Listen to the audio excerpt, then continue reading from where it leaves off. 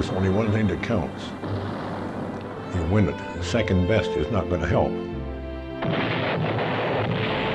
We were all gung-ho, you know. But the night before I left, I went into my mother's bedroom and I sat alongside of her. I said, you know, Mom, I really don't want to go. I don't want to leave home and all that. And she looked at me, my mother was a real Irish woman. She said, Arthur, I don't want you to go either. But if you don't go, I'd be ashamed of you. I played with guys who served in there. I played with guys that came back, you know, and I never heard anybody gripe about it or complain about it, you know, and everybody felt it was their sense of duty, so you just went and you did it. Military was a part of my life. It wasn't my vocation, obviously, like some people, but it played a part in who I am today.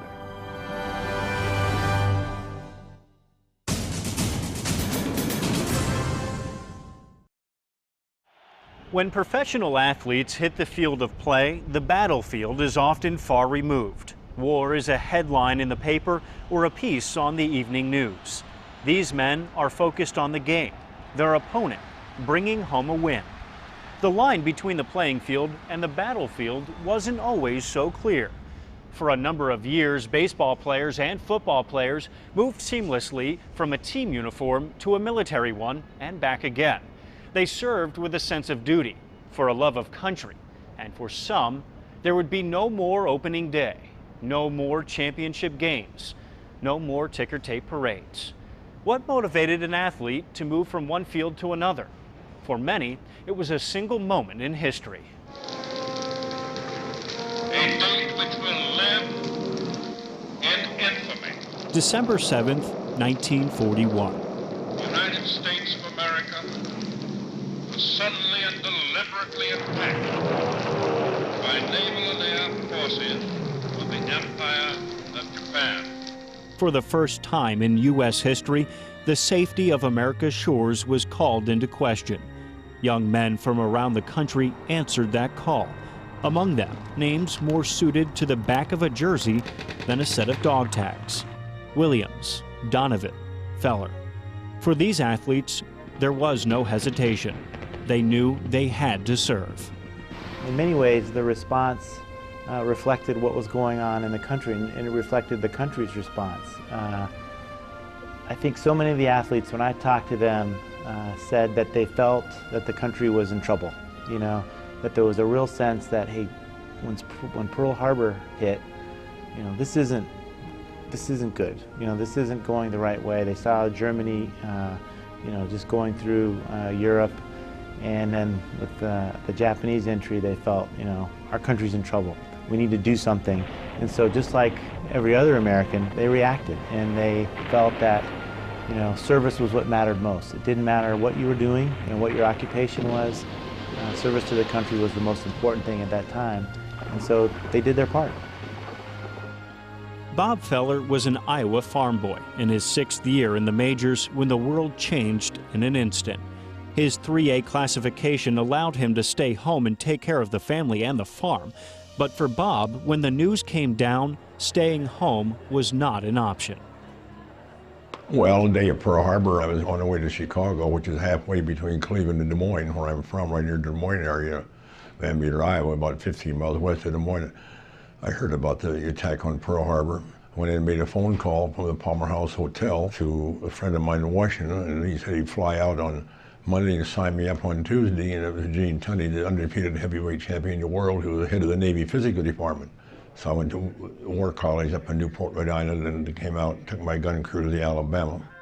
In 1941, Bob Feller went from being one of the highest paid and best players in Major League Baseball to a job as a gunner on the USS Alabama.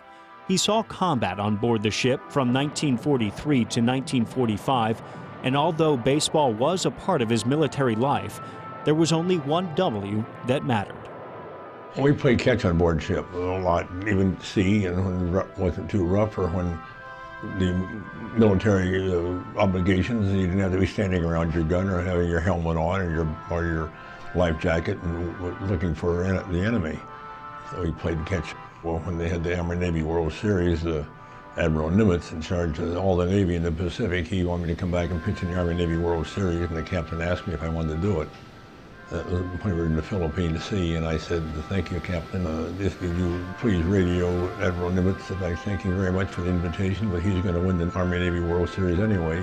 I named the ball players you had there, and I say, "I haven't pitched Major League ball for a couple of years, and I'm out here to help win a war." And the captain said, "Bob, I know that I knew the answer to that question before I even asked you." So he radioed Admiral Nimitz back, and Bob's staying with me, and that's what happened. I only wanted one win during those years, and that was to win World War II. One win satisfied me. Winning World War II was the most important war in the history of the world. When you're in a war, there's only one thing that counts. You win it. Second best is not going to help. Just a comment, Bob. 19, the big was 54. You pitched a no-hit, no-run game at Cleveland Stadium. Was that 54? Bob Feller was away from the game he loved for almost 4 years. He was a highly decorated war veteran when he came back to the pros and worked to regain his dominance on the mound. Baseball historians often note that Feller's stats as a pitcher would have hit even higher pinnacles if he had played through that 4-year absence. His dominance at the time that he went in to serve was unquestioned. I mean, he was the best pitcher by a long shot. When he came back, he was still the best pitcher. But there's that gap that really did have a significant impact on what his final numbers are. But yet when you talk to him, you say, you know, "Hey, would you have done it over?" And he looks at you like you're crazy. You know, he said, "Without question, my service in the war was way more important. I would have taken that one big win rather than another 100 wins any day."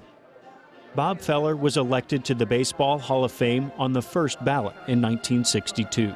Experts say that without his time in the Navy, he would have had another 100 wins and another 1,000 strikeouts. These are stats Feller simply didn't think about. I made a lot of mistakes in my life, and I made more right decisions than wrong ones. Like I say, there's a lot of luck in life, some good and some bad. And I've been probably luckier than most of the average of people.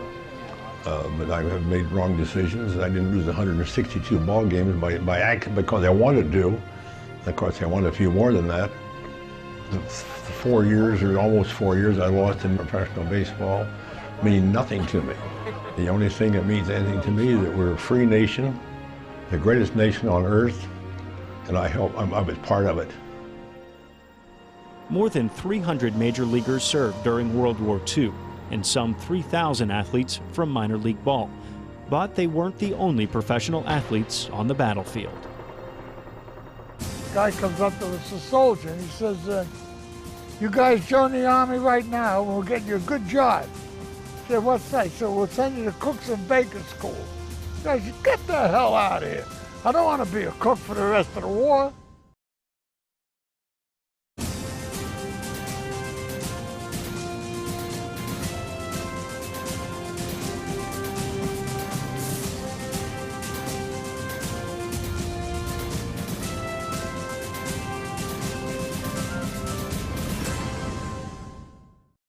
On December 7th, 1941, when many of the biggest names in the majors left for the war, baseball was America's sport. But the fledgling NFL wasn't far behind. A long list of gridiron greats and future NFL Hall of Famers joined the fight on the front lines of World War II. You know, when you were getting to be in high school and you were getting to be near 18, you had to go down and register for the draft. We got in there, and the guy comes up to us, a soldier, and he says, "You guys join the Army right now, and we'll get you a good job." I said, "What's that?" So "We'll send you to cooks and bakers school." I said, "Get the hell out of here. I don't want to be a cook for the rest of the war." So 3 of us went across the aisle to the Marine thing, and the only thing you had to be, that you could get into the Marine Corps, you had to pass the colorblind test. So 3 of us passed it, and they said, "All right, go home and we'll be in touch with you." So we went home, and about 2 weeks later we get the letter, "Report to your draft board." We did, right down to 6 of us sitting on the curb on the Grand Concourse, waiting for this guy to come to pick us up. Art Donovan, NFL Hall of Famer and longtime Baltimore Colt, grew up in the Bronx. Sports were a part of his life. His grandfather taught Theodore Roosevelt how to spar. His father was a famous boxing referee. His dream was to become a football player, but the Marines would come first. The night before I left, my father had gone away and he was in the service, the third war he was in. And I went into my mother's bedroom and I sat alongside of her. I said, you know, Mom, we were all gung-ho, you know, but the night before you're leaving, I says, I really don't want to go. I don't want to leave home and all that. And she looked at me, and my mother was a real Irish woman. She says, Arthur, I don't want you to go either. But if you don't go, I'd be ashamed of you. I started at Guam on the aircraft carrier. And it got worse going up, getting closer to Japan, because now they started with the kamikaze planes. And oh, you know, what a mess it was. So you're just lucky to make it. A lot of guys, God rest their soul, didn't make it. From 1943 to 1945, Art Donovan served on the USS San Jacinto.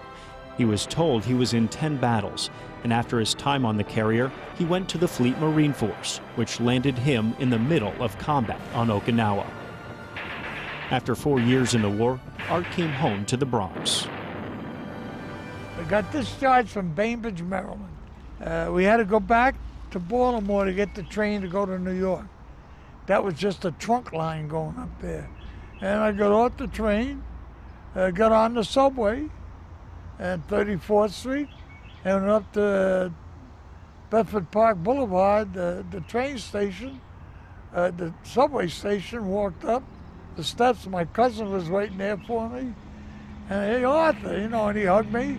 Walked across the street up to the second floor of the apartment house, went in the door, and my mother was in the kitchen baking a ham. Nobody ever talked about their experiences. It was like we left the night before, went home, and came back the next night, and here we are on the corner. Art played ball at Boston College, and at the ripe old age of 26, he started his championship career with the Baltimore Colts. But he never forgot his military training. That was discipline, like going through Paris Island, like halfway through, and the way they treated you. And these guys, I said, this can't be true. And maybe 6 months, these guys may be fighting with us, and they're treating us like a bunch of hoodlums. And sure enough, maybe a year later, you'd bunk into your DI, and you'd say, I should really knock you on your rear end, but you taught us discipline, and that was it. And you know what? If I had been an officer, I would have stayed in the Marine Corps. Art Donovan ended up in the NFL Hall of Fame. Over 60 years later, his memories are crystal clear, but his view is only on the future. You never look backwards.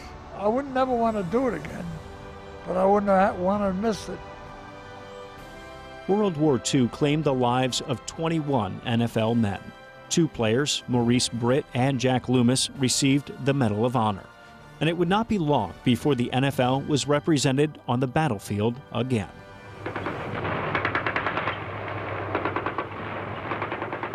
I grew up during the Depression, and when World War II broke out, family lived above a barroom, and I was shining shoes down there, and it was all talk about the war, and I couldn't wait to join. And it was just one of those days, there was 3 things that was emphasized: God, family, country. I just thought it was a duty you had to take care of. It was a responsibility. You know, when I went in, I had no idea when I went to Fort Polk. I thought I was just on a short stay there and I was heading over to Korea. And that's what we were sent down there for. You know, I never asked for deferment. I never asked to stay there. I never asked for anything, you know. At that time, you couldn't anyway. You know what I mean? I mean, it was what it was. It was back to pass and everybody was covered, and I just took off and ran about 30, 40 yards for a touchdown. And I remember that game. Butch Mahoney and Tom Usick had more in common than a sense of duty. They both left sports for military service, and they both came out and played professional football for the then Boston Patriots. At the time, you know, I had served by 18 months, or if I would have been called for the Vietnam War, I would have had to go. I mean, there wouldn't have been any question about it. I played with guys who served in there. I've played with guys that came back, you know, and I never heard anybody gripe about it or complain about it, you know, and everybody felt it was their sense of duty, so you just went and you did it. Baseball and football were still missing some of their big names when the U.S. entered the Korean conflict. Boston Red Sox great Ted Williams, already 34 years old, thought his time in a military uniform was up, but ended up flying 39 combat missions over Korea. Ralph Haywood, who played for the New York Football Giants after serving with the Marines during World War II, also served in Korea and was soon to become the only professional athlete and three-war veteran. Ultimately, it was the conflict in Vietnam that would stem the tide of professional ballplayers serving their country. And I can remember it was dark, it was dreary, helicopters coming in, gunships coming in, tracers, bullets.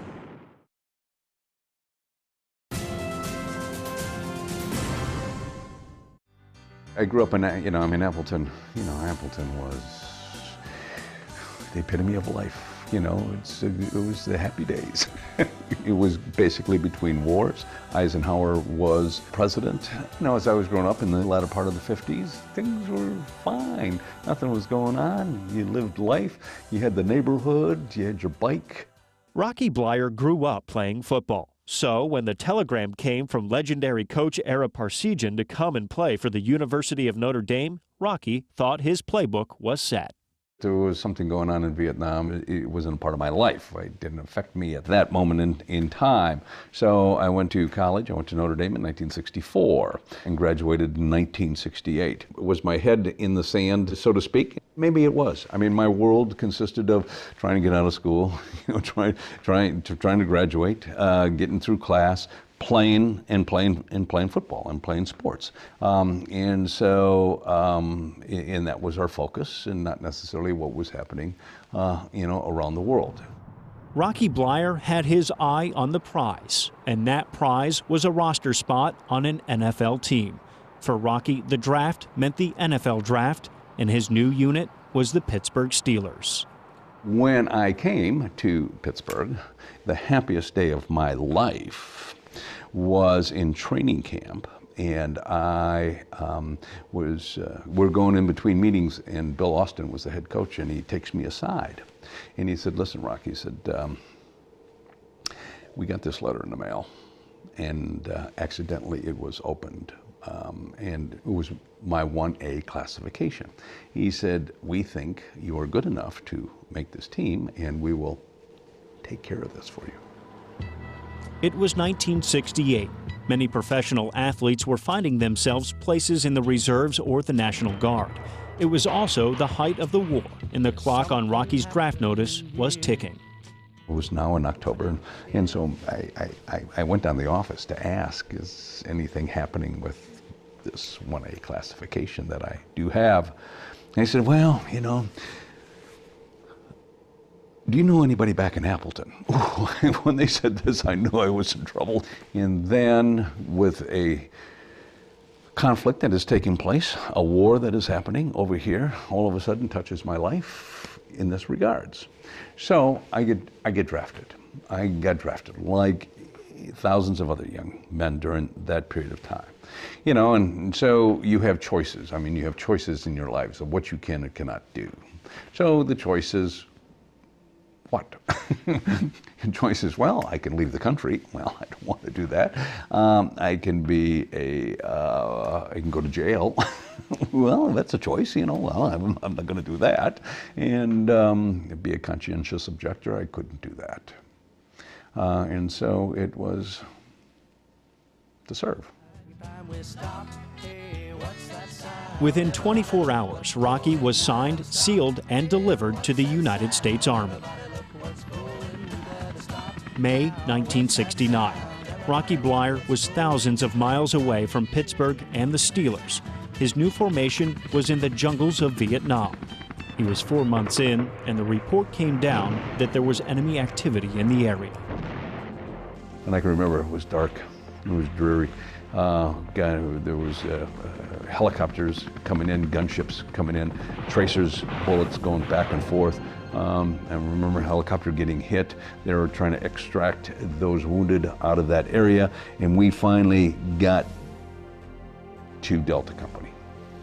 Ultimately, there was a stream in which we had to cross, and as our front people hit that stream, there was a machine gun that opened up fire. So we all stopped. It was a lull, and we made our mad dash across the stream.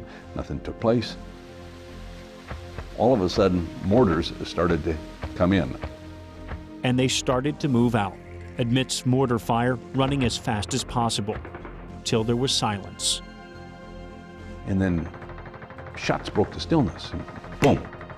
I looked down, and the pain didn't go away, and so I saw a hole into my khakis, you know, and so it hit my left thigh and went through the muscle and went through the leg at the time.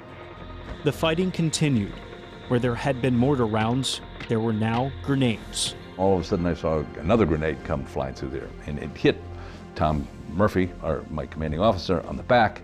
He was about 6 feet from me, and it bounced off and it rolled towards where I was, and I had to decide which way to jump out of the way. And as I got up, it blew up, and then blew up to my right foot and right knee and right thigh.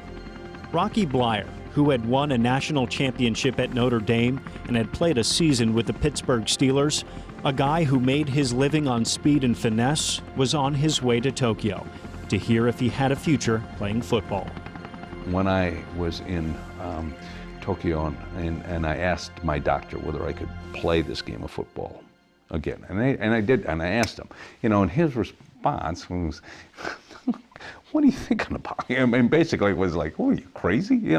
No, you're not going to." And he said, "No, you're not going to, be able to, because of the damage, of to your foot specifically, and the tendons, and more importantly, maybe the nerve." And maybe he was correct, from his diagnosis. I didn't question that. But as I like to tell people, we said, well, it's like, nobody gave you any hope. It was like, ooh.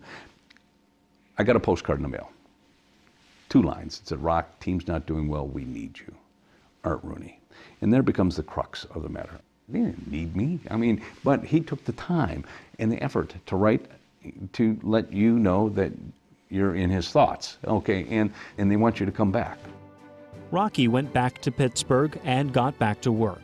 The Steelers put him on injured reserve, which gave him a year to see if the devastating wounds he suffered on the battlefield, for which he received the Purple Heart and Bronze Star, could be overcome.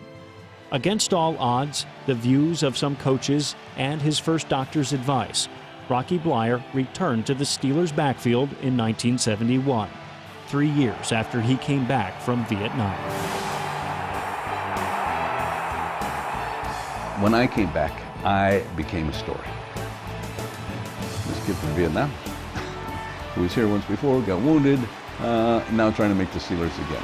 So it became a story. So it became a story here in Pittsburgh, and I had to talk about it. I had to answer their questions, and it gave me a reason to think about my feelings specifically.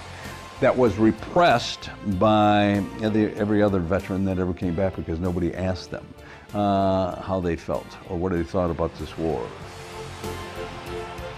Rocky Bleier didn't just make a comeback. He spent 11 seasons with the Steelers, played with 9 Hall of Famers, and has 4 Super Bowl rings to show for his time in the NFL. Rocky Bleier is many things: a Vietnam veteran, an NFL great, but ultimately, Rocky Bleier is a team player. I am very proud of the fact that I have served, and I say that in all honesty. Being identified as a soldier, the time that is spent with thousands of men that have gone through that same experience, defending my country. Military was a part of my life. It wasn't my vocation, obviously, like some people, but it played a part in who I am today. But times change. Contracts change, conflicts change. In today's world, professional athletes are not called upon to leave the game and enter the battle. There is no draft. The rare athlete that does choose to serve makes headlines. Whether or not it's the exception that proves the rule, even some of the pros from the past say that it doesn't diminish their effort or their story. I asked players when I talked to them from the World War II era was, is it fair to equate today with back then? And all of them said no. You can't begrudge the current athlete the money that he's making. And you can't ask the question, would the athlete of today go serve if asked? Because they were so different. And it goes back to that question of what was happening in the country at that time. And they all said if they felt that the country was in danger, which is what they really felt like on December 8, 1941, they all thought that the athlete of today would go serve. If push comes to shove, if it was a national alarm, let us say, and everybody had to serve, I think that our athletes would step up for those who and make that choice, but they don't have to make the choice. Why? Because we have an all-volunteer Army now, and you choose to do this, and thank God that you chose to do this so that I can sit and play football.